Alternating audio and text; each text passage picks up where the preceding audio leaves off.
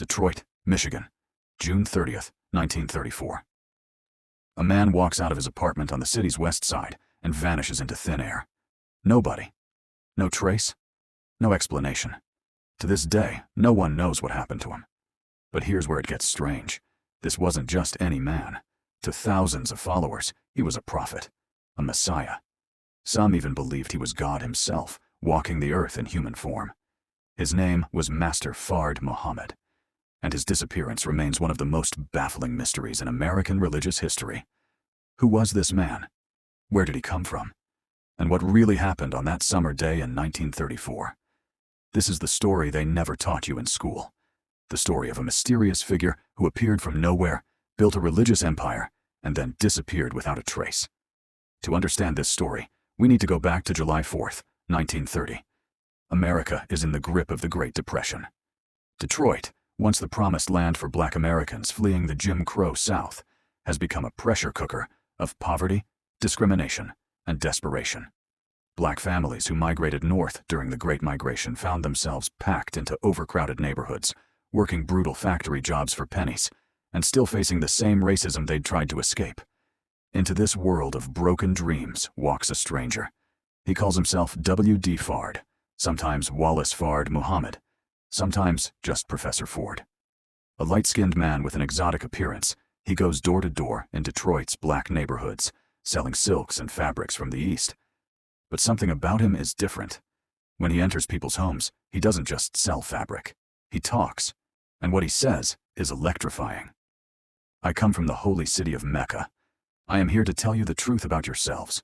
You are not Negroes. You are not colored. You are the original people. Asiatic black men and women, descendants of the tribe of Shabazz. Imagine hearing this in 1930. You're a black person in America, constantly told you're inferior, constantly reminded of your place. And this mysterious stranger tells you that you're royalty, that your ancestors were kings and queens, that the white man has lied to you about everything. Word spreads like wildfire through Detroit's black community. People start gathering to hear this man speak. Within months, he's holding meetings in rented halls, teaching what he calls the true knowledge of self. Fard's message is revolutionary. He teaches that black people are the original inhabitants of the earth, that they created all of civilization, that white people were created 6,000 years ago by an evil scientist named Jacob as a race of devils designed to rule for a fixed period of time. He tells his followers that Christianity is a slave religion, forced on black people to keep them docile and obedient. He introduces them to Islam, but not the Islam practiced in the Middle East. This is something new, something tailored specifically for black Americans. He teaches them to reject their slave names and take new Islamic names. He tells them to stop eating pork, to pray facing east, to live clean, disciplined lives. But most importantly, he gives them something they've never had before: dignity, pride, a sense of identity beyond what white America has told them they are. By 1931, Fard has thousands of followers. He establishes the Temple of Islam, later known as the Nation of Islam. He creates the University of Islam, a school for black children. He forms the Fruit of Islam, a paramilitary organization to protect the community and enforce discipline. The organization grows at an astonishing rate. At its peak, estimates suggest Fard has between 8,000 and 25,000 devoted followers in Detroit alone. Among his followers is a man named Elijah Poole, a Georgia-born factory worker struggling to feed his family. Fard sees something special in Elijah and takes him under his wing, renaming him Elijah Muhammad. But even as his movement grows, questions begin to emerge. Who is this man, really? Where did he come from? And why won't he give a straight answer about his past? Here's where the mystery deepens. Fard uses multiple names and tells different stories about his origins depending on who's asking. To some, he claims he was born in Mecca, the son of a wealthy Arab family. To others, he says he's from Jamaica. Some followers are told he's from Palestine. Official documents show different birthplaces: New Zealand, Oregon, even Los Angeles. His appearance is equally ambiguous: light-skinned enough to pass for white, with features that could be Middle Eastern, Mediterranean, or mixed race. Some describe him as looking Turkish. Others say he looks like a light-skinned black man. A few insist he's white. This ambiguity seems intentional. Fard is a master at being whatever people need him to be. Mysterious, exotic, divine. While Fard's followers see him as their savior, the Detroit Police Department and FBI see him as a threat. A radical preaching racial separation and self-defense in an era of violent white supremacy? That's dangerous. The authorities begin keeping files on Fard and his organization. What they discover is puzzling. FBI records reveal that in 1926, a man named Wallace Dodd Ford was arrested in Los Angeles for selling narcotics. The description matches Fard. Same physical features, same age range. He's sentenced to San Quentin State Prison, where he serves 3 years. When he's released in 1929, Wallace Dodd Ford disappears from California records. 1 year later, W.D. Fard appears in Detroit. Is this the same man? The evidence strongly suggests yes. But Fard never confirms it to his followers. They don't know about the prison time. They don't know about the drug conviction. To them, he's a holy man from Mecca, not an ex-convict from California. In November 1932, something happens that brings Fard's movement unwanted attention. One of his followers, a man named Robert Harris, stabs another black man to death in what appears to be a ritual sacrifice. When police investigate, Harris claims he was following Fard's teachings, that he was preparing a human sacrifice to Allah. Fard denies ordering any such thing. His followers insist Harris misunderstood the teachings. But the damage is done. Headlines across the country scream about a voodoo murder cult in Detroit. The Detroit police raid Fard's temple. They arrest him and order him to leave the city. But Fard doesn't leave. Not yet. He goes underground, continuing to meet with followers in secret, always moving, always one step ahead of the authorities. As FBI agents dig deeper, they uncover a maze of identities. Birth records in New Zealand list a Wallace Dodd born in 1893 to a British father and Polynesian mother. Is this Fard? Immigration records show a Wally Dodd Ford entering the United States from New Zealand in 1913. Marriage records in Los Angeles show Wallace Dodd marrying a white woman named Hazel Barton in 1920. They have a son, but by 1926, the marriage has fallen apart, and Wallace is arrested for drug dealing. Prison records from San Quentin describe an inmate who claims to be white, but is noted as having Spanish or Mexican features. He tells authorities he's from New Zealand, born to a British father. After his release, this man vanishes. And W.D. Fard appears in Detroit, now claiming to be from Mecca, teaching Islam to black Americans. The pieces are there, but they don't quite fit together. Each new discovery raises more questions than answers. By 1933, Detroit police are determined to get rid of Fard. They arrest him multiple times on various charges. Each time, his lawyers get him released, but the message is clear. You're not welcome here. Fard begins preparing his followers for his departure. He tells them he won't be with them much longer. He elevates Elijah Muhammad to be his chief minister, his successor. To his followers, Fard frames his coming departure in mystical terms. He's not being forced out by the police. He's returning to Mecca. His work in America is nearly complete. But even as he prepares to leave, no one knows what he's really planning. Not the police, not the FBI, and certainly not his devoted followers. June 1934. Master Fard Muhammad is living in a small apartment in Detroit, constantly moving to avoid police surveillance. His followers are still devoted, but the movement is under siege. Elijah Muhammad later described their final meeting. Fard told him that he was leaving, that his mission in America was complete. He gave Elijah specific instructions on how to lead the Nation of Islam in his absence. He told me, "I am going away. I will not be here much longer, but I will be with you in spirit. Continue to work. Teach the people. One day, the whole world will know the truth." And then, on June 30th, 1934, Master Fard Muhammad walks out of his apartment and is never seen again. No plane tickets, no train records, no witnesses to his departure. He simply vanishes. In the 90 years since that day, dozens of theories have emerged about what happened to Fard. Let's examine the most compelling ones. Theory 1. He left Detroit and lived under a new identity. This is perhaps the most logical explanation. Fard was a master of reinvention. He'd done it before, moving from Los Angeles to Detroit and completely transforming himself. Maybe he simply created a new identity and started a new life somewhere else. Los Angeles, Chicago, New York. Maybe he even left the country, returning to New Zealand, or traveling to the Middle East, as he'd always claimed he would. The problem with this theory? Not a single credible sighting, not one piece of documentation. For a man who'd left such a detailed paper trail before, he suddenly became a ghost. Theory 2. He was murdered. Some believe Fard was killed, either by rival factions within his own movement or by enemies outside it. The Nation of Islam had created powerful enemies, both in the white establishment and among other black leaders who saw Fard's teachings as dangerous. There were also internal power struggles. Not everyone was happy with Elijah Muhammad being named as Fard's successor. Could someone have killed Fard to take control of the movement? If Fard was murdered, the body was never found. And in an era before DNA testing and modern forensics, it would have been relatively easy to make someone disappear without a trace.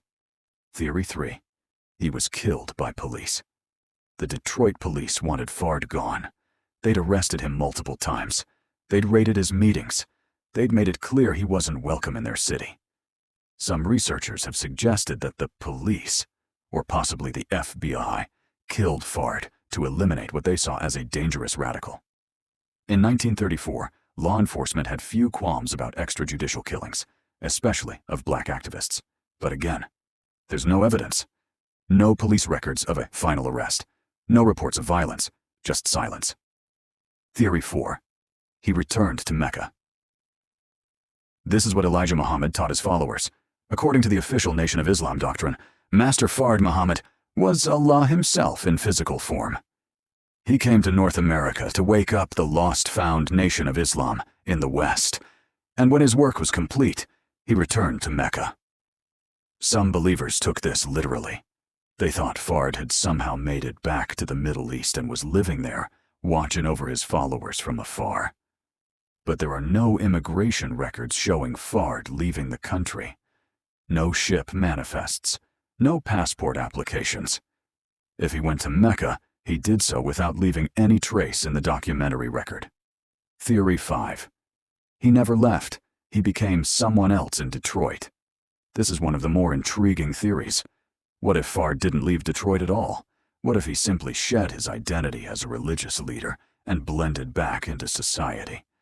Remember, Fard could pass for white. He could claim to be Middle Eastern, Mediterranean, or any number of ethnicities. With a new name and a low profile, he could have lived in Detroit for years without anyone recognizing him. It sounds far-fetched, but is it really any stranger than the other possibilities? One person who definitely knew more than he was saying was Elijah Muhammad. After Fard's disappearance, Elijah took complete control of the Nation of Islam and spent the next 4 decades building it into a major force in American life. Elijah's story about Fard was carefully constructed. He taught that Fard was God in person, that he had completed his mission on Earth, and that he would return when the time was right. But some researchers have questioned this narrative. Did Elijah know exactly what happened to Fard? Was he protecting his mentor's legacy? Or was he creating a useful mythology to legitimize his own authority? We'll never know for sure. Elijah Muhammad took whatever he knew to his grave in 1975. The FBI continued investigating Fard for decades after his disappearance.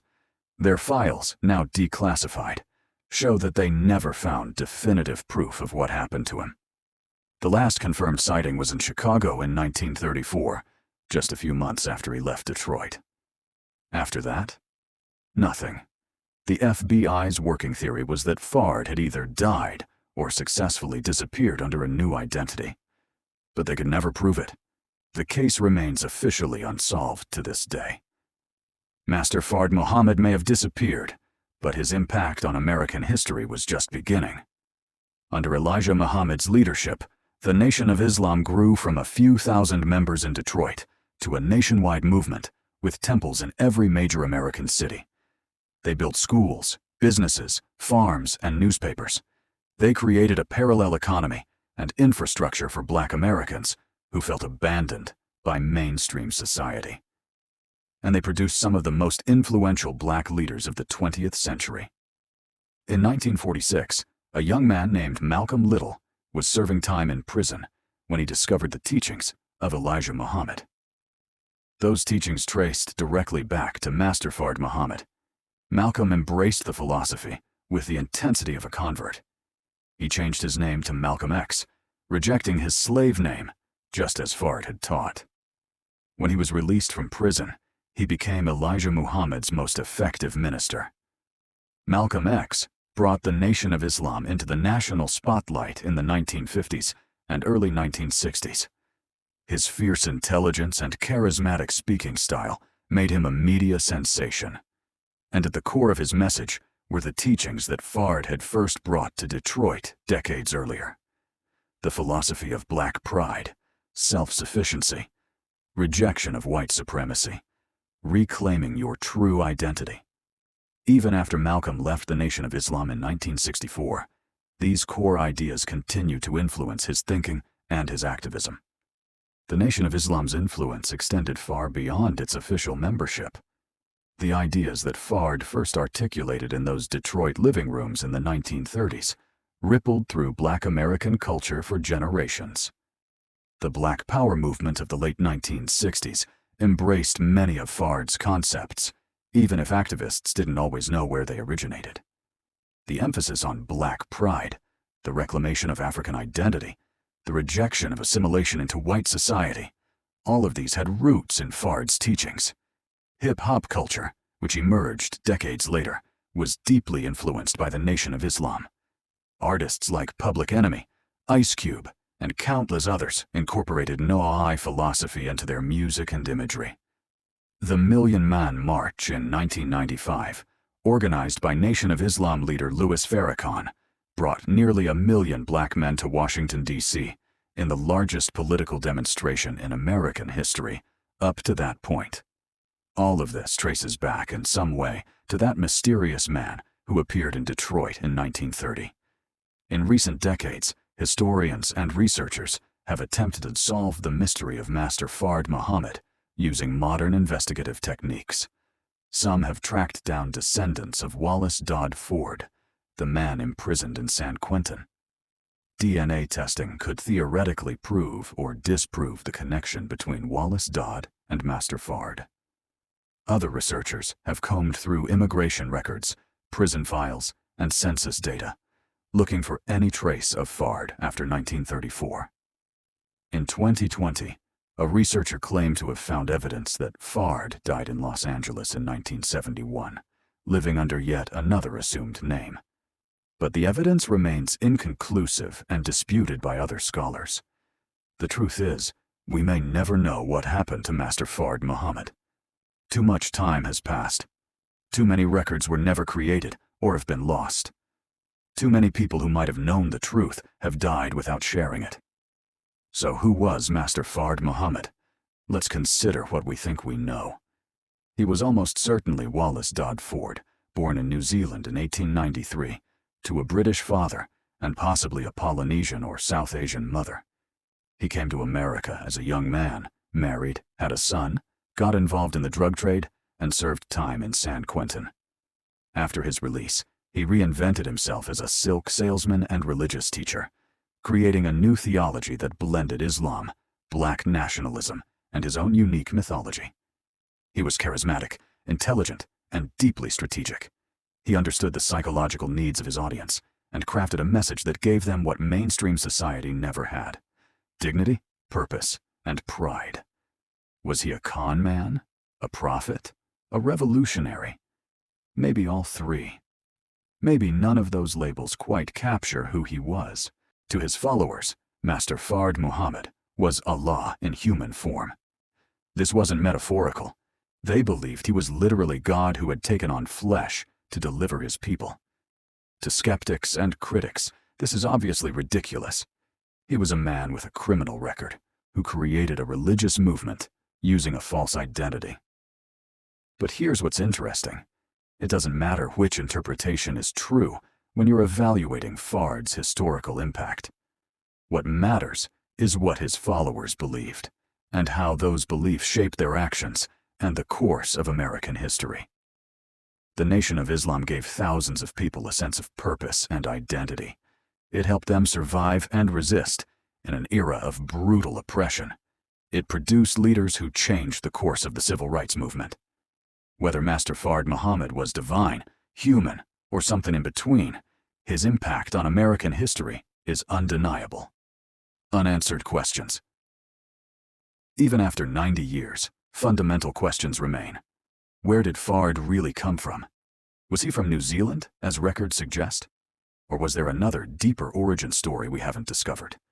What was his real racial background? Was he white, passing for a mixed-race identity? Was he Middle Eastern, or something else entirely? What happened between his release from San Quentin in 1929 and his appearance in Detroit in 1930? Where did he go? Who did he meet? What transformed him from a drug dealer into a religious leader? And most importantly, what really happened on June 30th, 1934? Did he die that day? Did he start a new life somewhere else? Is it possible he lived for decades after his disappearance, watching his creation grow from afar? We may never know the answers, but the questions themselves tell us something important about Master Fard Muhammad. He was a man who understood the power of mystery, the attraction of the unknown. In the end, perhaps the mystery itself was Fard's greatest creation. By vanishing without explanation, he ensured that his legend would grow far beyond what any ordinary life could have achieved. He became eternal, unchanging, perfect, because there was no later life to contradict the image he'd created. If he'd stayed, he would have aged, made mistakes, faced challenges to his authority. His human flaws would have become apparent. The movement might have fractured or faded. Instead, by disappearing at the height of his influence, he locked himself into history as a figure of mystery and power. He became more than a man. He became a symbol. Was this intentional? Did Fard plan his disappearance to achieve exactly this effect? Or did circumstances force him to flee, and the mystique developed afterward? We'll probably never know, and maybe that's exactly how he wanted it. Master Fard Muhammad appeared in Detroit on July 4th, 1930, and disappeared on June 30th, 1934. In those 4 years, he fundamentally changed American history.